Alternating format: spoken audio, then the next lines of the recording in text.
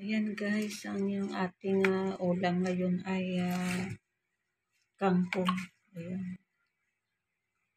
Kangkong na lalagyan ng ay my dog wanted also to eat this kind of because favorite of my dog is kangkong. She loves to eat this one. This one. This is our dinner for tonight.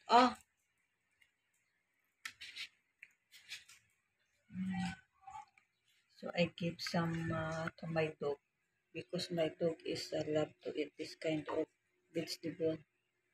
Is what in English I don't know in English kangkong is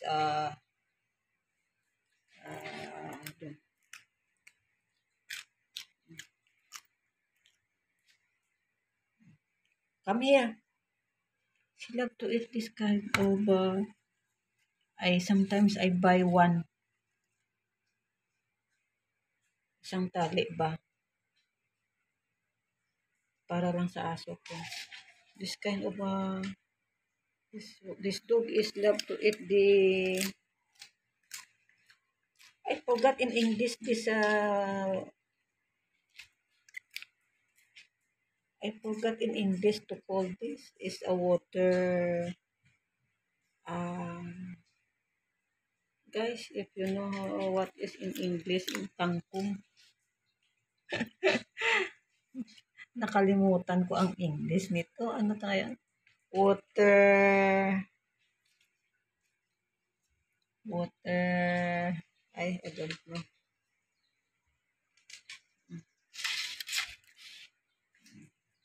Okay. Wala na kaming because this took lang. Halika.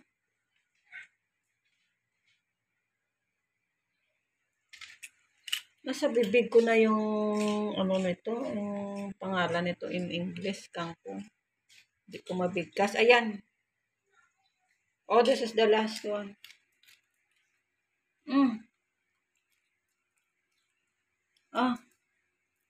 Yan. Ayan, ready na guys. Lulutuin lang ito ng aking kapatid. Ayan, oyster sauce.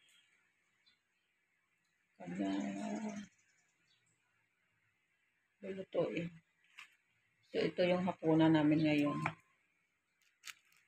Pampalasa. This one is sa tofu. Mainit pa. Sa ano lang. Luluto lang.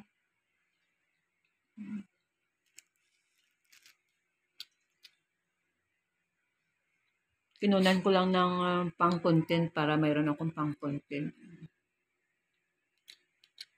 Before he cook, punan ko muna ng content. Ready to cook na yan.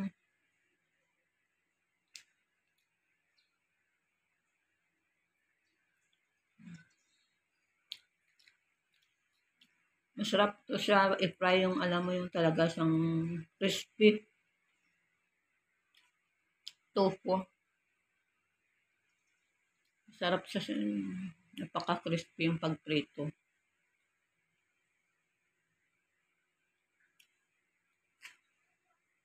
Lagi ako mayroon ganito na stock sa rep. Kasi pag gulay lang at saka ganito lang yung ulam mo, tapos meron lang siyang oyster sauce. Solve na yung hapunan yung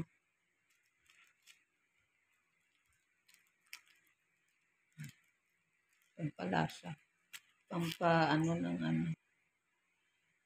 Yes guys. Kukunan ko muna siya ng dahil makulimlim sa labas.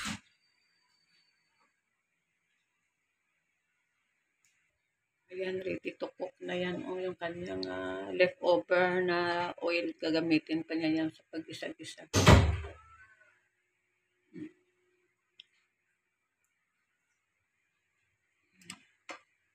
Nakaluto na. Ayan ang aming dinner ngayon. No more na, no more. No more na. Mamaya uli, mamaya pagluto na ha. Mamaya uli kakain. Mamaya uli ang kakain ng aking aso. This dog is loving to eat the fresh vegetable. Because the favorite to eat is this kangkong. Tama na yan, ha? Tama na.